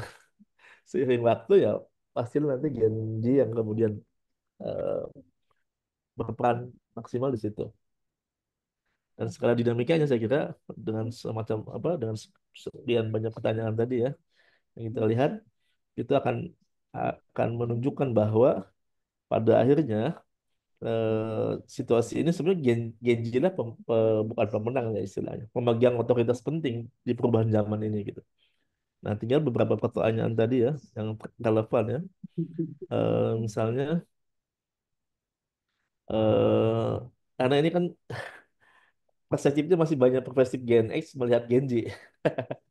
Jadi dokumen-dokumen yang berseliweran itu yang kemudian muncul di kita itu masih banyak perspektif yang muncul dalam konteks bahwa ini cara pandangnya Gen X terhadap Gen Z dan itu yang kemudian diproduksi banyak saat ini. Jadi kalau hari ini kemudian terlihat Gen Z itu tidak begitu baik di mata situasi saat ini, saya kira jadi karena tadi sebagian point of view-nya itu dari Gen X gitu maksudnya. Hmm. Gitu mas. Yang secara spesifik saya kira ini kan semua pertanyaan kan arahnya ke arah bagaimana adaptasi ya. Adaptasi itu saya kira itu alamiah itu. Zaman akan punya caranya sendiri mempersiapkan setiap generasi untuk sesuai dengan zamannya. Nah, jadi ini yang dalam sejarah begitu Mas Fad ya. Sejarah itu punya caranya sendiri untuk bisa sampai pada situasi puncaknya gitu. Setiap kerajaan itu pilihannya dia terus tumbuh atau hilang. Hilangnya bisa dianeksasi oleh kerajaan lain, bisa kemudian tidak perform, ya tidak mampu mengelola dan ada konflik internal juga secara usia dia terlalu tua itu sehingga tidak berkembang. Muncullah kerajaan-kerajaan lain yang lebih kecil, lebih dinamis dan bisa lebih menguasai kerajaan-kerajaan besar yang lain gitu.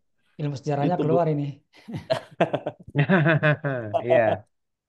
tumbuh kembangnya kehilafahan, para sultan, sultanat, kemudian juga sultan-sultan kecil yang lain itu begitu saya kira. Zaman memang menghendaki begitu supaya tidak bosan. Kalau hari ini Gen Z itu merasa jenuh dengan tantangan yang tidak berkembang, saya kira harus keluar dia, harus menjelajah dunia melihat situasi. Karena kan kalau kita lihat saja eh,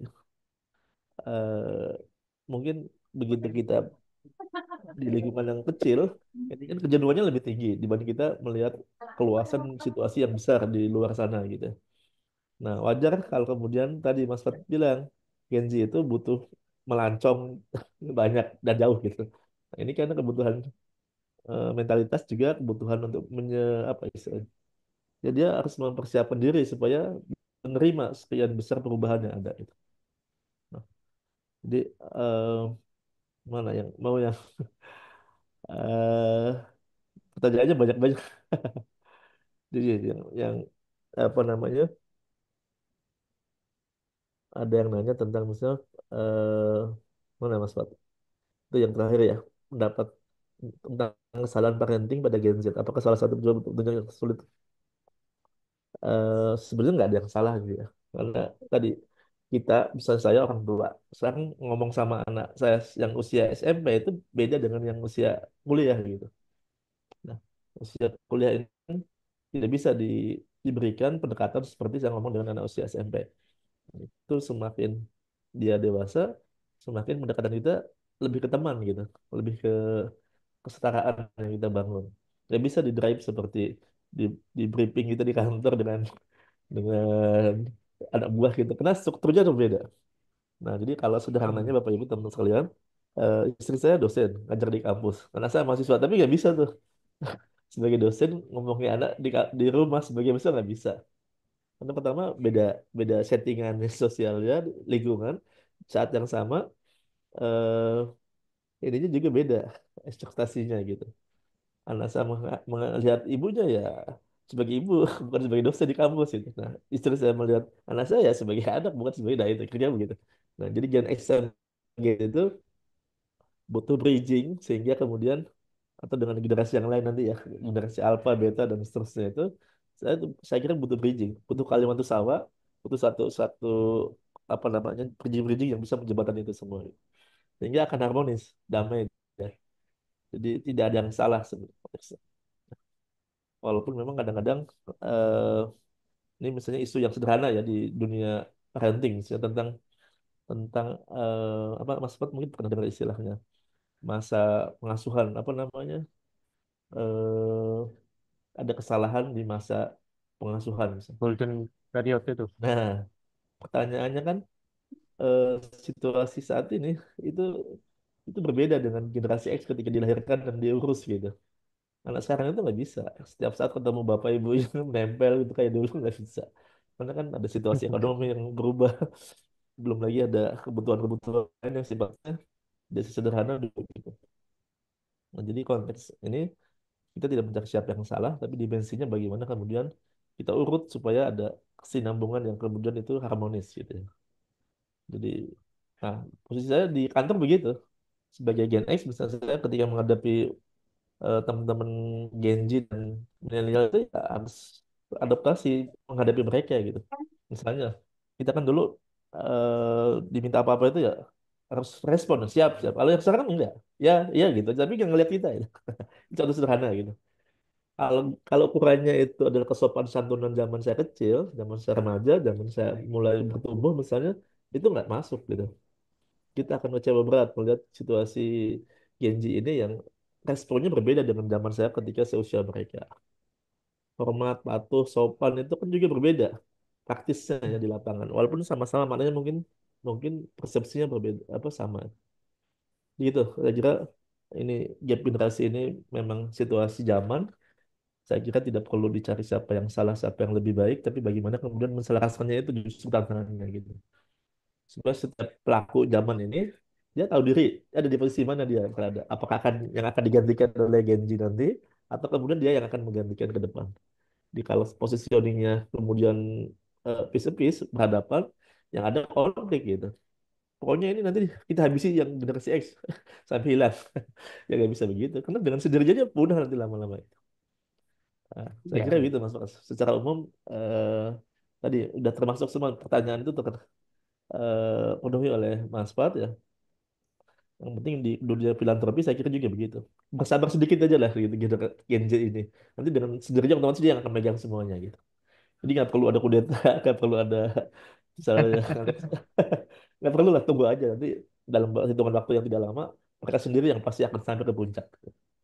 Nah, tinggal tadi kalau Mas Aid misalnya nunggu sampai 40 kemudian tidak ada kursi untuk usia 40, nah itu babnya beda itu. Dan puncaknya disetting untuk usia maksimal 40 berarti. Berarti harus cari puncak lain atau buat puncak baru gitu. Saya kira itu Mas Mas. Siap, siap, siap. Saya mendengarnya ini ya, penuh penuh makna yang dalam ini. Eh, Mas Said, kalau tadi cukup banyak ya, ada yang menyinggung juga tentang mental health. Eh, apakah memang strategi-strategi yang dikemas dengan gaya kekinian itu memang berbanding lurus dengan produktivitas? Eh, eh, apakah ketika kita ngasih ruang-ruang itu kemudian, oh memang eh, Gen Z atau generasi yang sekarang tuh eh, begitu tuh polanya. Mungkin bisa ada nggak? Eh, atau ini ada juga yang ngomongin tentang generasi stroberi ya.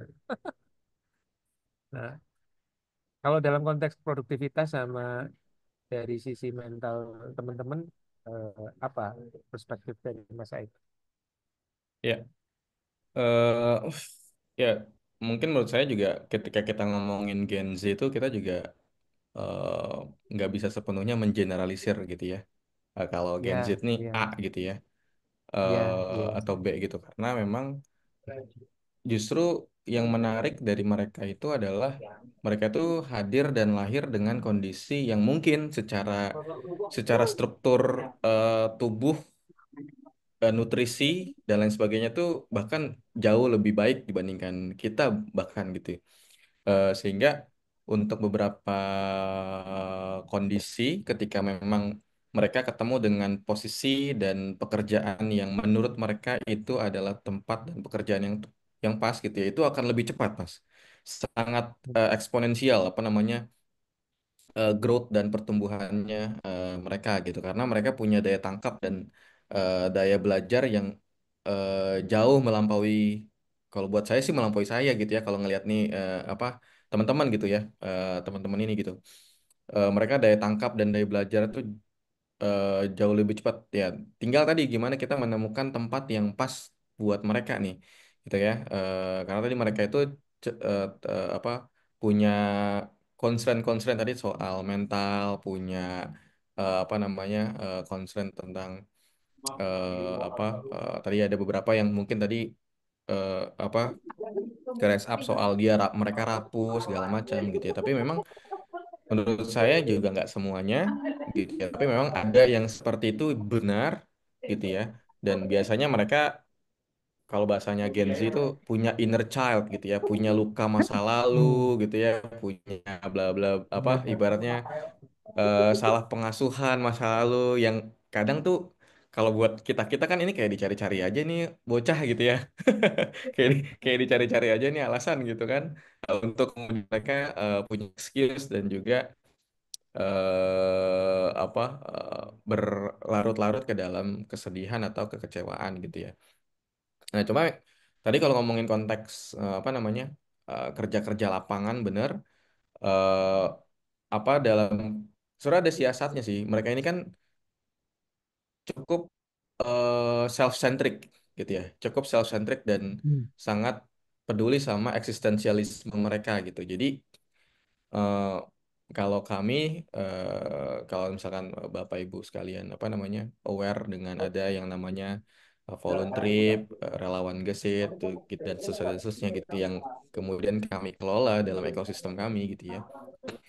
Dan mereka tuh mau kok gitu masuk-masuk ke hutan, masuk-masuk ke apa namanya daerah-daerah yang eh, pelosok tuh kan dan lainnya gitu ya. Nah, cuma gitu ya, kalau bisa ada yang bawa kamera gitu buat foto-fotoin mereka. Iya, iya, iya. Wajib Gitu. itu ya. Wajib Ada itu. yang bawa kamera di belakang yang buat foto-fotoin mereka. Heeh. Sehingga kita mereka selesai dari acara tersebut apa dari kegiatan tersebut mereka bisa pulang punya itu.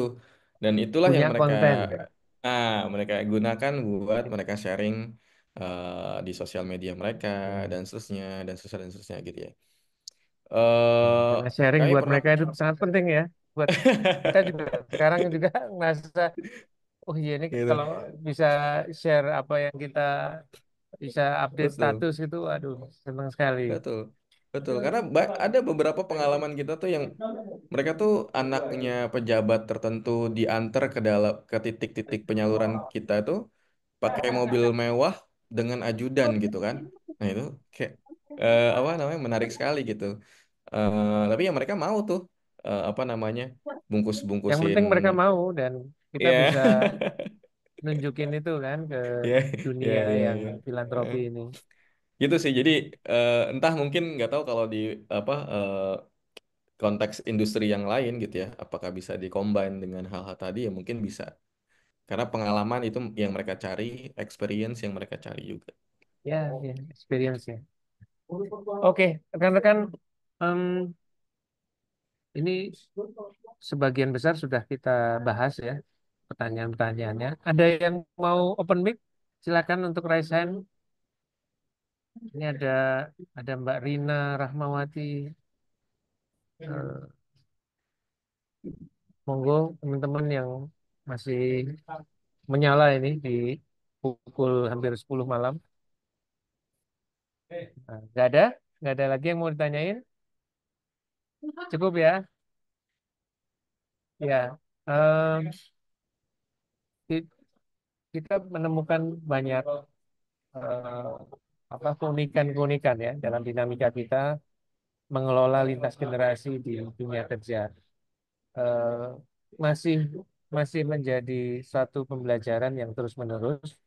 Bagaimana kita bisa menemukan pola yang paling pas, yang paling efektif. Eh, ini Mas Novi mau nanya atau gimana nih? Open cam ini. Enggak, oke, oke, oke. Ya, saya pikir poin-poin yang dibahas malam ini eh, sebagian kita bisa jadikan inspirasi ya, dari catatan Mas Nana, dari catatannya Mas Fat, dan juga pengalaman-pengalaman yang diterapkan oleh Mas Aid. untuk secara efektif ya beradaptasi dan juga mempersiapkan diri. Tadi ada irisan-irisan juga, Mas Nana menyampaikan ada sejarah ya, ada masing-masing punya masanya gitu ya. Artinya kita pun juga akan beradaptasi dengan masa-masa di ke depan, baik kita itu masih masih ada di dalam maupun juga mungkin di luar ya. Juga ada irisan-irisan dengan parenting ya. Tadi ada masa-masa period juga kita perlu tidak hanya di dunia kerja tapi juga di dunia kita sendiri kita juga perlu menata agar anak-anak kita ataupun generasi-generasi masa depan kita memiliki tabungan masa depan ataupun memori yang baik ya. Ini kayak lagu aja nih, memori yang baik. Baik, jika sudah tidak ada pertanyaan, mungkin saya cukupkan ya diskusinya karena sudah jam 9.58. Mas Fat mau memberikan eh, penutup, Mas Nana dan Mas Said, monggo. 1 menit, Mas.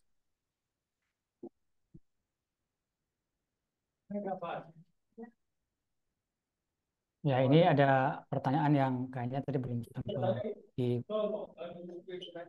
dibahas ya, Mas Pras. Closing statement, Mas Fat.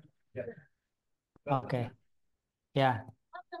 Jadi malam ini kita bahas bagaimana mengelola perbedaan di antara generasi dalam organisasi kita. Jadi poinnya adalah sebenarnya generasi manapun yang ada, masing-masing itu punya plus minusnya sendiri-sendiri. Ada kekuatannya masing-masing. Yang senior itu kekuatannya ada di experience, ya, kematangan, pengambilan keputusan, kedewasaan, dan yang anak-anak muda punya kekuatan dari uh, digital native yang membuat mereka lebih mudah untuk mengakses informasi apapun. Nah, kemampuan manajemen dalam mengintegrasikan kekuatan dua pihak ini sangat dibutuhkan di organisasi. Ya. Kalau ini tidak dimanfaatkan, bisa menjadi potensi konflik, potensi ketidakpuasan. Kita mungkin sering mendengar ya,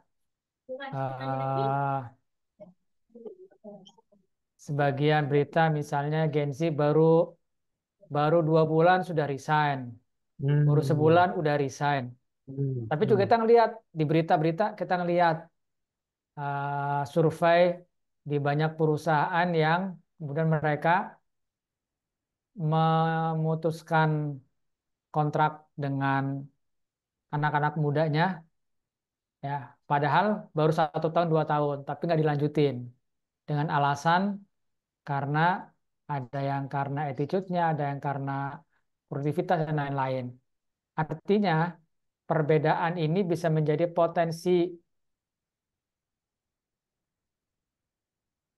produktivitas, tapi juga bisa menjadi bumerang ketika tidak bisa dikelola dengan baik. Nah, dibutuhkan kelihayan, ya, strategi dan kecerdasan dari para leader untuk bisa menggabungkan dua kekuatan ini. Nah, hal-hal yang tadi kita sudah bahas cukup banyak, semoga bisa memantik ketertarikan dan teman-teman sangat banyak ya di luar sana hasil-hasil penelitian, kajian yang bisa kita baca untuk menambah knowledge, ya, bisa menjadi bahan referensi untuk bahan pembuatan program di tempat masing-masing. Demikian Mas Pras, terima kasih Yap. atas partisipannya. Assalamualaikum warahmatullahi wabarakatuh.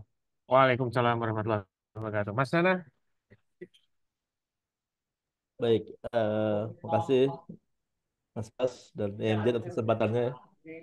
Saya kira ini sangat penting untuk kita belajar bersama dan kita akan coba teruskan tradisi seperti ini dengan banyak lembaga dan juga dengan banyak jejaring yang kita miliki, membangun literasi positif untuk sejumlah aspek yang penting. Karena saya kira Mas Aid juga pengalaman ya. Gen Z itu sebenarnya mau belajar, cuma diam-diam belajarnya. Kalau ketahuan belajar serius malu.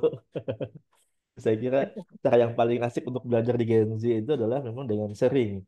Itu pendekatan yang memudahkan karena bisa setara mereka, merasa nyaman gitu.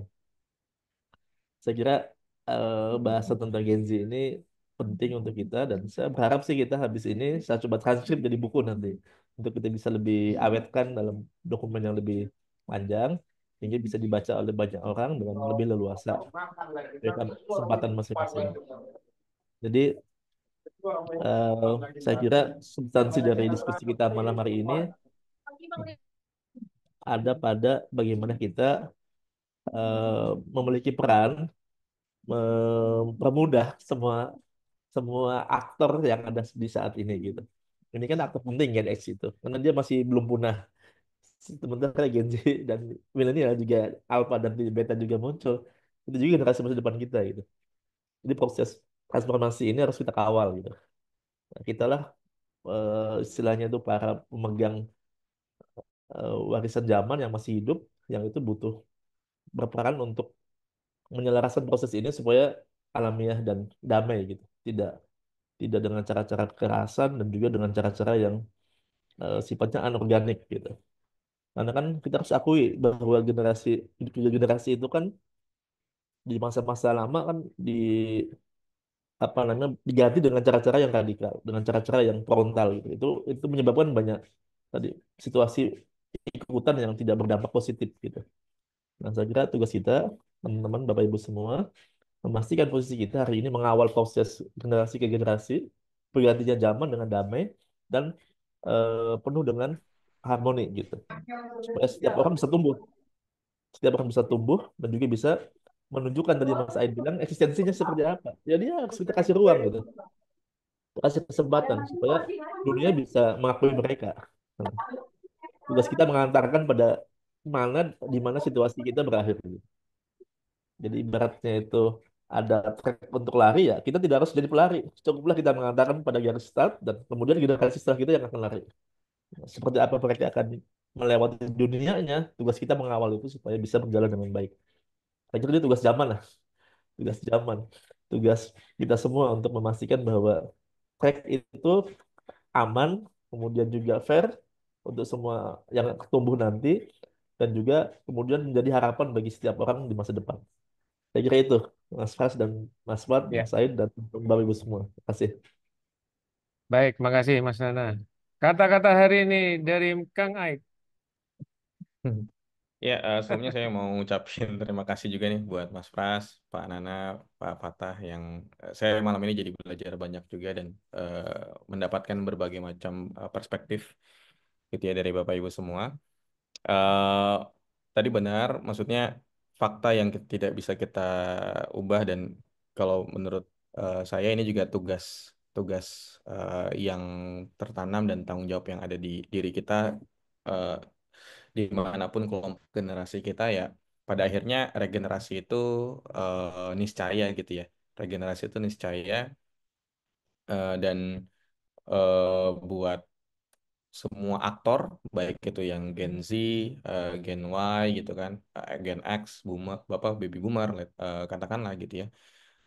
Mungkin yang perlu kita sama-sama apa resapi itu gimana caranya kita tetap relevan, being relevan gitu ya, dan ya menjadi relevan. Kemudian ya karena ya tadi setiap kondisi, setiap zaman, setiap momentum itu sudah balik lagi ke kitanya, gimana caranya kita terus bisa adaptasi dan relevan di di setiap fase tadi sih gitu. Jadi itu yang mungkin kalau kalau katakanlah hari ini kita perlu untuk lebih bisa beradaptasi dengan teman-teman Gen Z berarti ya gimana caranya kami apa kita gitu ya buat relevan dan mungkin buat teman-teman Gen Z juga mereka juga punya challenge kan punya tantangan untuk bisa beradaptasi dengan kita kami gitu ya. Dan itu juga tantangannya mereka tuh gitu jadi ya kata kuncinya sih buat buat buat aku buat saya gitu ya gimana caranya kita terus jadi orang yang relevan lah Gitu, gitu Mas Pras.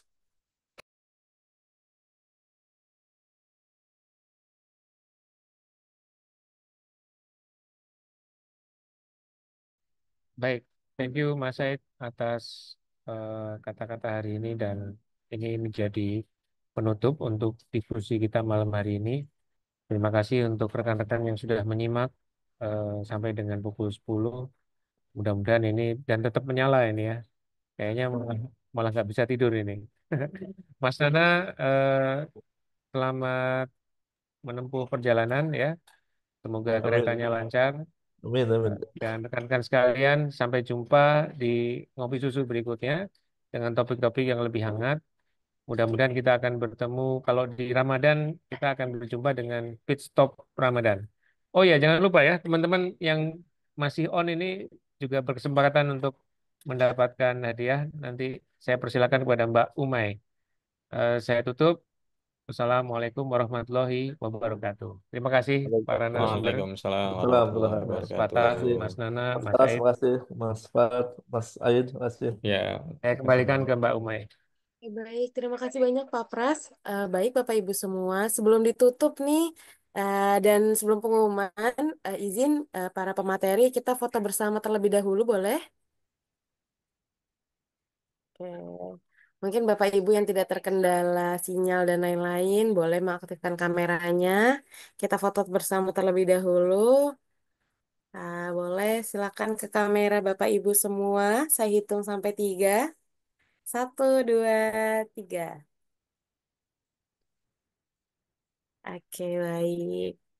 Baik, terima kasih banyak Bapak Ibu semua. Terima kasih banyak kepada Pak Nana, kepada Mas Aid, kepada Pak Fat atas pemaparan materinya pada malam hari ini. Sebelum itu Bapak Ibu, sebelum kita tutup, ada beberapa pengumuman. Yang pertama, terkait tadi untuk mendapatkan hadiah. Wah, ternyata ada hadiahnya untuk 4 penanya yang sudah tercatat saat ini kepada, saya sebutkan namanya sebentar, atas nama, siapa ini namanya? Atas nama Mbak Lestari Rahmayati. Terus atas nama Ai Kikin Sakinah, atas nama Rusi Dilan, dan atas nama Ade Ramansyah, silakan menghubungi Instagram IMZ untuk mendapatkan klaim hadiah dari webinar malam ini. Silakan untuk Mas Ade Ramansyah, kepada Rusi Dilan, kepada Ai Kikin Sakinah, dan Lestari Rahmayati untuk menghubungi akun resmi Instagram IMZ di @info_IMZ untuk mendapatkan hadiah dari webinar malam ini. Baik Bapak Ibu semua, Alhamdulillah kita sudah melewati materi, foto bersama juga sudah, banyak informasi-informasi juga. Dan acara ini juga disupport oleh Madaya dan Indosat, Bapak Ibu. Eh, Kami ucapkan terima kasih kepada Madaya dan Indosat.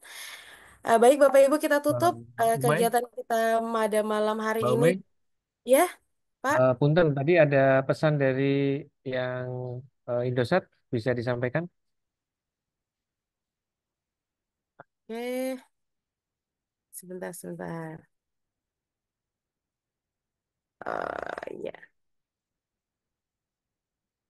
Oh, oke, ini ada pesan dari Indosat. Indosat hadir dengan solusi paket data prabayar IM Trip Platinum. Nah, Bapak Ibu bisa registrasi menghubungi PIC Indosat di nomor 0857 77592343 atas nama Mbak Laura. Sekali lagi saya ulangi nomornya, Bapak Ibu bisa registrasi melalui PIC Indosat di nomor 0857 77592343 atas nama Mbak Laura. Terima kasih banyak untuk Indosat. Indosat hadir dengan solusi paket data pasca bayar IM3 Platinum. Baik Bapak Ibu semua, kita tutup kegiatan webinar kita pada malam hari ini dengan membaca hamdalah bersama-sama. Alhamdulillahirrabbilalamin. Semoga mendapatkan keberkahan untuk kita semua. Dan kita tutup dengan doa kafaratul majelis. Subhanakallahumma wa bihamdika asyhadu an la ilaha illa anta astaghfiruka wa atubu ilaik. Saya selaku MC mohon maaf undur diri. Sampai bertemu lagi di webinar selanjutnya. Assalamualaikum warahmatullahi wabarakatuh. Waalaikumsalam warahmatullahi Waalaikumsalam wabarakatuh. warahmatullahi wabarakatuh. Terima kasih rekan-rekan. Ya, kasih Mas Fat, Mas Said, Bapak Ibu, Mas Pras, Mbak Kasih Umay. banyak semua. Kita Kasih duluan. Mas Nana. Ke Alaikum. Mohon pamit. Ya.